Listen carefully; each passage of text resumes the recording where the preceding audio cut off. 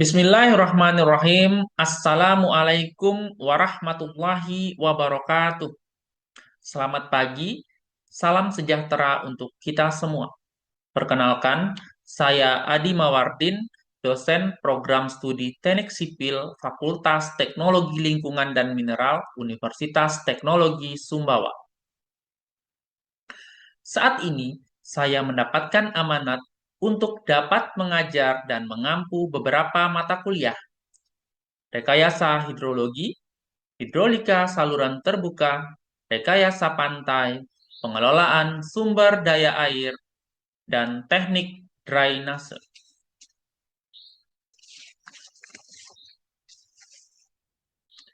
Video ini dibuat untuk memenuhi persyaratan sertifikasi dosen, yaitu pernyataan diri dosen dalam unjuk kerja Tridharma Perguruan Tinggi atau PD UKTPT, khususnya di bidang pengajaran.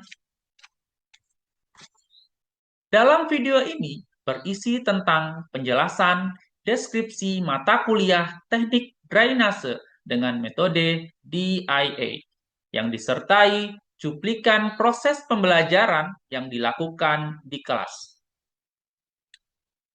DIA, Delivery Interaction Assessment, adalah proses menyampaikan materi ajar, interaksi antar mahasiswa dan dosen, serta proses penilaian di dalam proses pembelajaran.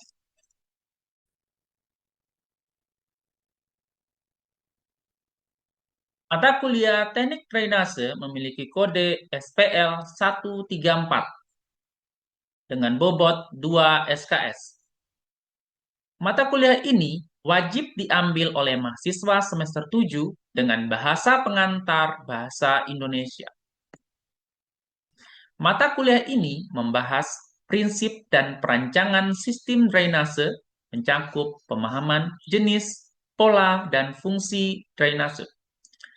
Perhitungan hujan rencana, intensitas hujan, debit rencana, serta perencanaan dimensi saluran menggunakan penampang ekonomis. Materi ini juga mencakup perencanaan sistem drainase kawasan, desain gorong-gorong, bangunan terjun, dan drainase bawah permukaan, serta identifikasi masalah dan kebutuhan drainase khusus. Selain itu, dibahas pula pekerjaan operasional, pemeliharaan, serta dampak pembangunan dan manajemen pekerjaan drainase. Tujuan yang ingin dicapai pada mata kuliah ini adalah mahasiswa mampu mendesain jaringan drainase dan bangunan pelengkap pada sistem drainase. Tahapan kemampuan pada mata kuliah teknik drainase. 1.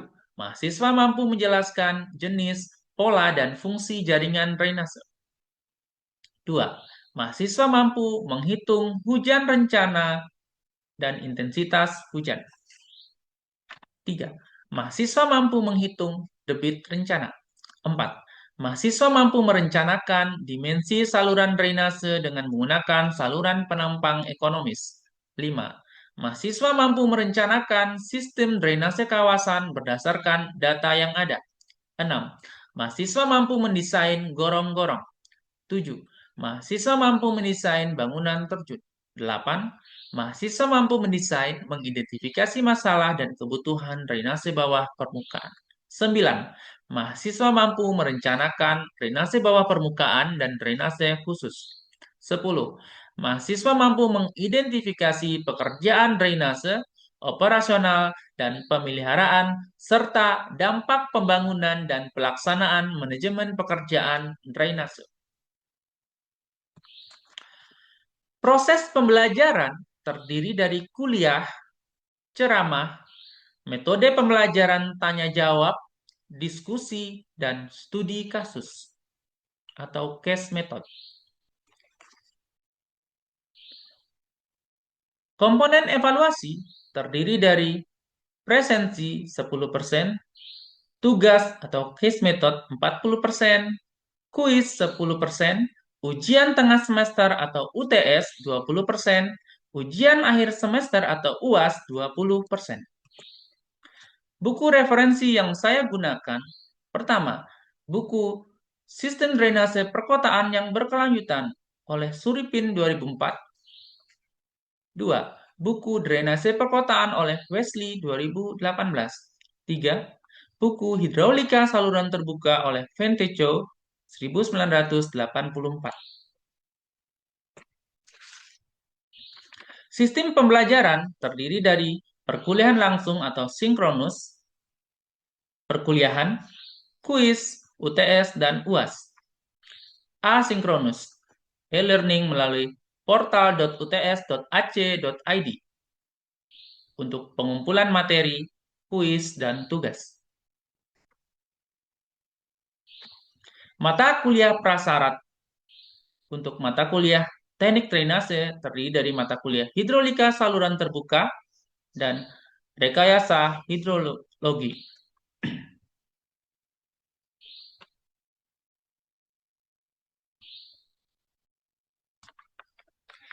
Setelah ini, saya akan menyampaikan proses pembelajaran di kelas bersama mahasiswa. Selamat menyaksikan. Bismillahirrahmanirrahim. Assalamualaikum warahmatullahi wabarakatuh. Waalaikumsalam warahmatullahi wabarakatuh. Selamat pagi. Apa kabar semuanya? Alhamdulillah.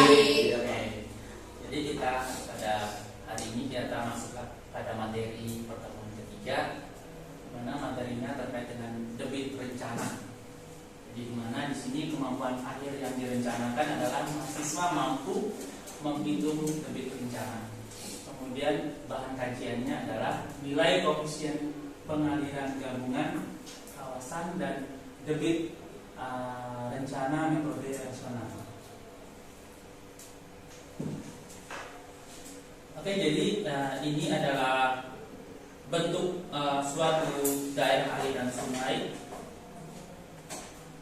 di mana di sini juga terdapat permasalahan atau fenomena yang ditimbulkan. Di sini ada genangan seperti itu ya, dan banjir. Nah, mulai dari apa sih penyebab dari banjir itu, gitu ya. Kemudian apa sih upaya yang diperlukan untuk mitigasi seperti itu. Jadi di sini kita mulai dari definisi. Banjir itu adalah meluapnya air dari sungai atau saluran ya, yang disebabkan oleh tidak mampunya sungai atau saluran yang ada untuk menyalurkan air yang mengalir. Nah, di sini apabila kita memiliki suatu atau merencanakan suatu penampang, nah, di sini direncanakan suatu penampang dengan H tertentu, gitu ya.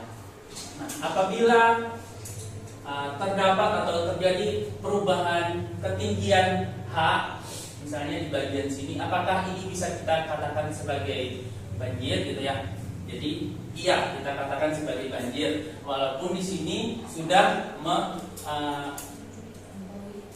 melewati tinggi muka air normal, tapi di sini sudah sampai di tinggi jagaannya seperti itu. Kemudian dalam peraturan pemerintah nomor 38 tahun 2011 tentang sungai, banjir adalah peristiwa meluapnya air sungai melebihi palung, gitu ya. Jadi palungnya, kemudian kondisi ini akan menimbulkan yang namanya genangan, yang mana prosesnya dapat didahului oleh terjangan atau bandang seperti itu. Kemudian banjir berasal dari yang namanya limpasan, gitu ya. Limpasan yang mengalir melalui sungai atau menjadi genangan, di mana di sini limpasan itu adalah aliran air mengalir pada permukaan tanah yang ditimbulkan oleh curah hujan setelah air mengalami infiltrasi dan evaporasi. Nah, selanjutnya mengalir menuju sungai. Nah, sehingga di sini limpasan akan mempresentasikan output dari daerah aliran sungai yang ditetapkan dengan satuan waktu.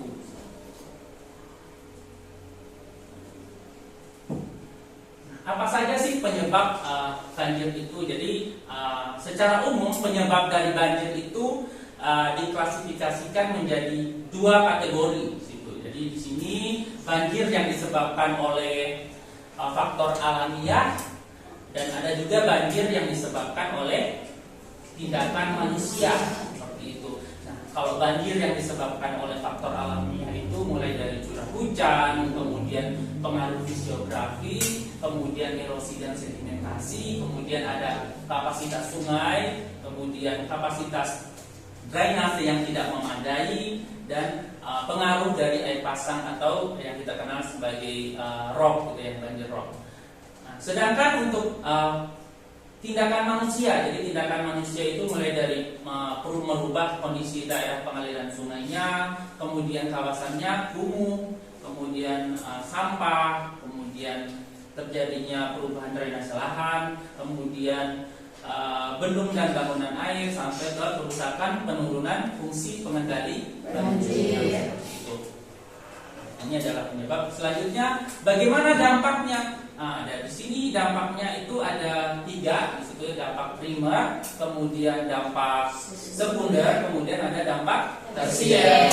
Kalau dampak primer itu kaitannya dengan kerusakan fisik. Kaitannya kerusakan fisik di sini banjir yang dapat merusak berbagai infrastruktur. Infrastruktur jalan, ada jembatan, bahkan bangunan selokan seperti itu. Kemudian kalau yang sekunder di sini kaitannya dengan persediaan airnya, persediaan air minum, mulai dari kualitas airnya, kemudian persediaan makanan, kaitannya dengan gagal panen akibat banjir di sini ya. Kemudian pepohonan dan hewan yang mati, kemudian di sini akibat dari rendaman, kemudian transportasi yang terganggu. Kemudian yang ketiga ada dampak tersiernya. Kalau dampak tersiernya di sini kaitannya dengan dampak ekonomi di sini, Pak. Dampak ekonomi dan pembangunan kembali sarana dan prasarana yang rusak. Nah, selanjutnya apa saja faktor yang mempengaruhi gitu ya? Mulai dari ada tinggi curah hujan, jadi tinggi curah hujan itu bagaimana tinggi kemungkinan akan terjadi banjir seperti itu. Kemudian ada durasi curah hujannya, kaitannya dengan lama curah hujan, kemudian akan masuk kaitannya dengan tanah yang jenuh air. Kemudian yang ketiga ada intensitas curah hujan, kaitannya dengan intensitas infiltrasi dan akan mengalami peningkatan limpasan. Kemudian di sini adalah bagian-bagian daerah aliran sungai dan pengaruhnya terhadap limpasan, mulai dari daerah tadak, kemudian ada panjang sungai, kelerengan das, kemudian arah dasnya, bentuk dasnya, curah hujan rata-rata tahunan, kemudian ada kerapatan sungai, luasan tanah atau luasan danau atau waduk, kemudian ada iklimnya seperti itu. Kita masuk di sini bagaimana cara memprediksi banjir. Jadi teman-teman ada yang tahu nggak bagaimana cara memitigasi banjir? Nah, di sini mitigasi banjir itu seperti apa? Ada yang tahu nggak? Afni. Periode ulang. Oke, periode ulang. Jadi itu adalah salah satu materi yang sudah kita pelajari di pertemuan sebelumnya, gitu ya. Kemudian selanjutnya apalagi nggak ada tambahan? Menghitung debit. Oke, jadi menghitung debit itu adalah kuncinya, gitu ya, kuncinya. Nah, tapi di sini bagaimana cara kita tahu untuk memprediksi banjir itu, gitu ya. Nah, di sini coba kita baca paper berikut. Di situ ada 2 paper. Di sini ada paper yang berjudul Model Hidrologi Das Alih Triple Hulu untuk Prediksi Banjir dan Kekeringan. Di sini penulisnya adalah Nasrullah. Kemudian paper yang kedua ada Model Hidrologi untuk Prediksi Banjir Kota Palembang dengan penulisnya Ayu Marlina. Jadi ini adalah suatu cara, gitu ya, suatu cara yang bisa kita lakukan untuk memprediksi banjir yang akan datang seperti itu. Nah, di sini untuk menentukan banjir rencana itu ada banyak metode perhitungan, di mana beberapa metode perhitungan banjir di sini mulai dari bagaimana kita cek dulu hubungan empiris curah hujan wilayahnya. Nah, bisa dengan rumus rasional, Wedduwen, Masters dan sebagainya. Kemudian menggunakan hidrograf satuan, kemudian bisa dengan pengamatan langsung di lapangan. Di sini pengamatan langsung di lapangan di sini bisa dengan menggunakan bantuan AWLR, gitu ya, AWLR, atau bisa juga diletakkan pengukur debit di sungai seperti itu. Dan yang terakhir ada dengan analisis frekuensi. Jadi di sini kalau analisis frekuensi itu apabila kita mempunyai data hujan yang cukup banyak seperti itu. Nah, di sini kita masuk di debit banjir rencana. Di mana di sini debit banjir rencana itu adalah debit banjir yang digunakan untuk merencanakan tingkat pengamanan bahaya dengan angka kemungkinan terbesar. Nah, di sini untuk menentukan banjir rencana ada beberapa metode perhitungan. Nah, di sini mulai dari hubungan empiris curah hujan dan limpasan. Ada metode rasional yang pertama. Jadi kalau metode rasional ini untuk das dengan luas kurang dari 50 km persegi. Kemudian ada metode Weduwen untuk luas maksimum dasnya adalah 100 km persegi. Kemudian ada metode Haspers. Metode Haspers di sini untuk luas maksimum dasnya 200 km persegi.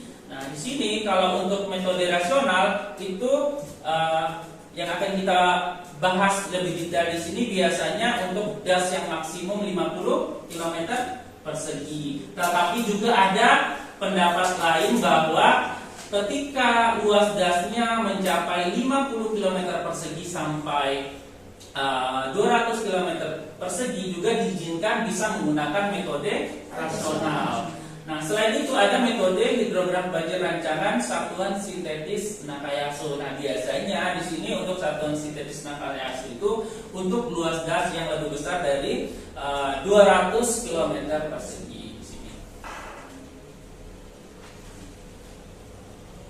Nah, di sini metode untuk anggapan kondisi das di mana intensitas hujannya merata di seluruh das, kemudian lama curah hujannya atau waktu konsentrasi dasnya, kemudian puncak banjir dan intensitas curah hujannya mempunyai tahun berulang yang sama dan luas dasnya kurang dari 300 km.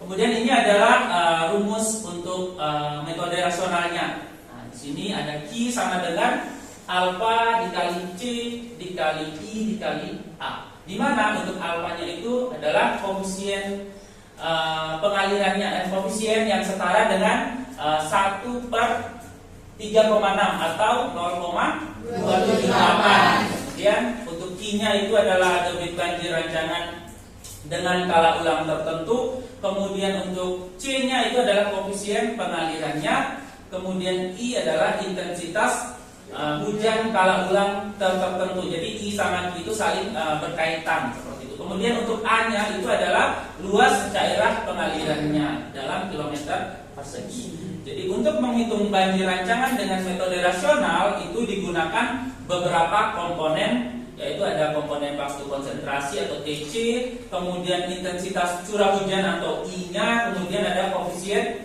limpasannya atau C-nya. Kemudian di sini hujan maksimum itu dipakai yang namanya hujan rancangan ya. Hujan rancangan di sini berdasarkan kala ulang tertentu. Nah, di sini nyambung dengan perhitungan debit tadi atau Q-nya. Kalau kita mau mencari nilai Q dengan periode ulang, misalnya periode ulangnya 5 tahun, artinya Q yang kita gunakan juga adalah dengan periode ulang 50 tahun juga ya. Oke. Jadi di sini hujan maksimum yang dipakai adalah hujan rancangan berdasarkan kala ulang tertentu seperti itu. Dengan demikian intensitas hujan yang dapat dipakai berdasarkan kala ulang tertentu seperti yang ditunjukkan di sini ada rumus Mononobe ya. I sama dengan R24/24 dikali dengan 24 per T pangkat 2/3 ya. Kemudian apa sih koefisien pengaliran itu? Nah, di sini ada koefisien pengaliran adalah persentase jumlah air yang dapat melimpas melalui permukaan tanah dari keseluruhan air hujan yang jatuh pada suatu daerah. Jadi di sini semakin kedap suatu permukaan tanah, maka semakin tinggi koefisien pengalirannya. Nah, misalnya nanti koefisien pengalirannya untuk lahan yang terbuka hijau, kira-kira koefisiennya itu bagaimana? Besar atau kecil? Kecil, Pak. Oke, pernah kecil ya. Nah, misalnya kalau daerah yang dengan kawasan yang sudah tertutup oleh perkerasan atau beton, apakah koefisiennya bagaimana? Ya, Koefisiennya besar, Pak. besar. Oke, jadi saling berkaitan gitu ya. Jadi akan mempengaruhi besarannya koefisien pengaliran. Artinya airnya itu seberapa besar mampu menyiram aliran air yang lebih besar seperti itu.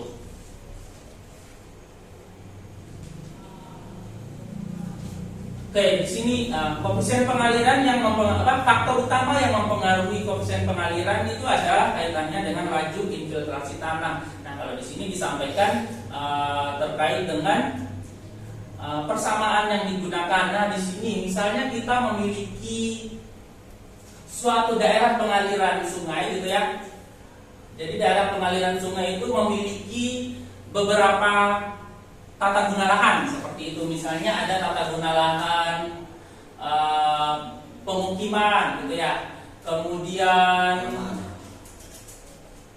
ada apa lagi? Industri gitu ya.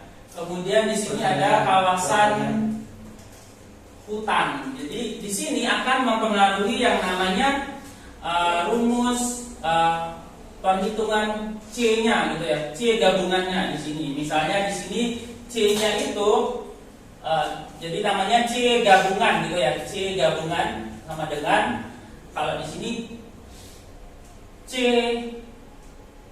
1, jika misalnya di sini ada 3 penggunaan lahan gitu ya. Jadi misalnya ini C1 dikali dengan A1 gitu ya.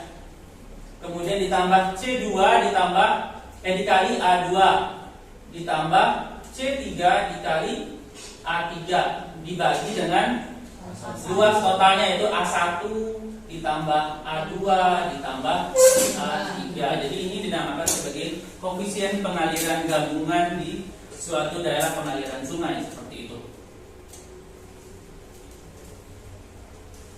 Nah, kemudian ini adalah langkah analisisnya. Jadi langkah analisis di sini bagaimana cara kita mulai dari menentukan nilai koefisien pengaliran C-nya, kemudian setelah itu menentukan waktu banjir, waktu tiba banjir gitu ya, TC-nya, waktu konsentrasi banjirnya, kemudian setelah itu baru menentukan intensitas hujan ya dengan menggunakan persamaan mononombe tadi, dan baru bisa kita mendapatkan nilai debit rencana seperti itu. Oke, jadi ini adalah platform untuk mengakses materi kuliah teknik drainase. Jadi kalian nanti kalau ingin melihat lebih detail dapat mengakses di portal siakatnya masing-masing gitu ya. Nah, di sini bisa membaca PPT atau modul yang saya share untuk kalian pelajari seperti itu. Baik, di sini saya ingin bertanya apakah Anda paham bagaimana cara menganalisis debit banjir rancangan? Jadi akan dibuktikan dengan tugas nanti ya. Tugasnya di sini dalam bentuk analisis gitu ya, analisis dan telaah kritis. Tujuan dari evaluasi ini adalah bagaimana menilai dan bagaimana mengetahui pemahaman mahasiswa terhadap konsep dasar dan penerapan dari teknik drainase. Kemudian bagaimana menilai pemahaman mahasiswa dalam mengidentifikasi dasar penerapan teknik drainase dan menilai pemahaman mahasiswa dalam mengidentifikasi komponen perencanaan teknik drainase. Kemudian untuk substansinya di sini meliputi pertama identifikasi permasalahan dalam soal ya. Kemudian selanjutnya ada identifikasi rumus ya, rumus yang digunakan dalam penyelesaian permasalahan dalam soal. Kemudian yang ketiga itu tahapan analisis dalam menyelesaikan permasalahan dalam soal. Kemudian yang keempat itu ketepatan dalam analisisnya. Nah, di sini untuk pelaksanaan evaluasinya meliputi evaluasi yang dilakukan itu di setiap pertemuan. Jadi di sini setelah proses belajar mengajar, kemudian evaluasi ini bersifat individu, kemudian dilakukan pada jam belajar mengajar, dan di sini evaluasi ini dikumpulkan pada hari yang sama di waktu atau di saat tugas diberikan, seperti itu.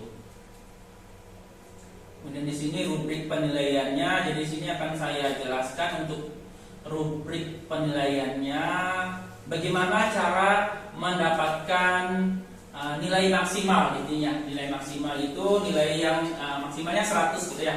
Nah, di sini apabila kalian mampu mengidentifikasi ya, mengidentifikasi terkait dengan permasalahan gitu ya. Terkait dengan permasalahannya, kemudian di sini bisa mengidentifikasi dengan jelas berhak mendapatkan nilai maksimum, seperti itu. Kemudian yang kedua, mengidentifikasi rumusnya. Tadi rumusnya itu bagaimana menganalisis debit banjir, apakah sudah sesuai dengan apa yang sudah saya sampaikan di kelas. Kemudian konsepnya apakah sudah paham. Jadi jangan-jangan hanya tahu rumus tetapi konsepnya tidak tahu. Jadi ini untuk yang identifikasi yang kedua. Kemudian yang ketiga itu tahapannya, tahapan analisisnya, apakah apa saja yang dikerjakan terlebih dahulu, seperti itu. Kemudian terkait dengan ketepatan dalam analisisnya, seperti itu. Jadi ketepatan dalam analisis di sini, apakah teman-teman sudah dapat menghitung atau menganalisis, kemudian apakah sudah benar-benar menjelaskan. Jadi key sekian gitu ya, dengan memperoleh key sekian itu dasarnya dari mana gitu ya, proses alurnya bagaimana gitu ya. Jika dikemas dengan baik, ini akan menghasilkan nilai maksimal, seperti itu. Oke. Saya bisa bertanya, Pak? Ya. Oke, silakan Pak. Oke, baik, terima kasih Pak. Sesuai dengan penjelasan Bapak tadi terkait nilai C atau progresi yang dipasang. Nah, yang saya mau tanyakan ini Pak, terkait apakah gara-gara nilai C atau progresi yang dipasang ini bisa jadi menghasilkan nilai debit yang berbeda, Pak? Tidak hanya itu gitu ya, tidak hanya itu. Jadi ada yang namanya I atau intensitas hujannya di sini. Jadi intensitas hujan, kemudian ada lama waktu perjalanan air.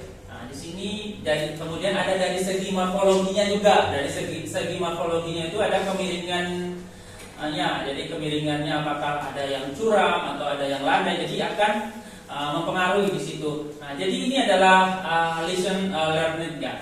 Jadi di mana das yang sama itu, kemudian luas yang sama, kemudian memiliki tipe yang sama. Nah, di sini mirip-mirip, tapi akan menghasilkan debit banjir yang berbeda-beda. Nah, ini kaitannya dengan alasan yaitu karakteristik das pada suatu wilayah itu yang berbeda-beda, seperti itu.